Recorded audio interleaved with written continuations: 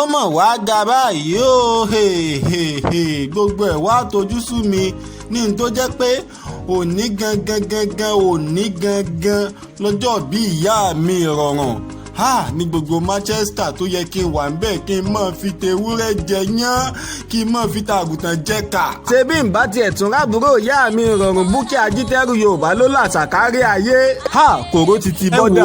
ìyá mi alájà níkẹ̀mọ́ súrátù ìrọ̀rùn. gbogbo àwọn àbúrò yín olóríire gan pé mọ́ kí yín o bíi ultimate àìkẹ́ social worker alájà mọ̀dínà tìyá Mary màmá comfort gbogbo Manchester wọ́n pé ẹ kú oríire o wọ́n ní pẹ́mi yóò sọ̀pọ̀lọpọ̀ ọdún láyé o àsọdúnmọ́dún làwọ̀ àsọdúnmọ́dún àmúkà ńlá gbẹ̀mí ò lè wá fi de wúrẹ́ jiyàn wá fi da àgùntàn jẹ́ka ó sì ń dùn mí o. àwọn ọ̀rẹ́ onínú ìrìnlẹ̀ ní orí yín pé ẹ kọ̀rẹ́ẹ̀tì ajá ṣìtò ayọ̀lá olúfẹ̀ ajé ayọ̀mídé ọlákago gbogbo Manchester pé mọ́ kí yín o. kòró ni òjé ń wẹ́ ẹ bá ń fi nǹkan ránṣẹ́. báwo kí ló tẹ ṣe máa ń wò bí ẹni tó gba búrẹ́dì lọ́wọ́ rẹ̀ báyìí.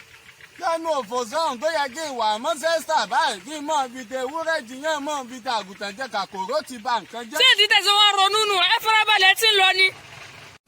Happy birthday to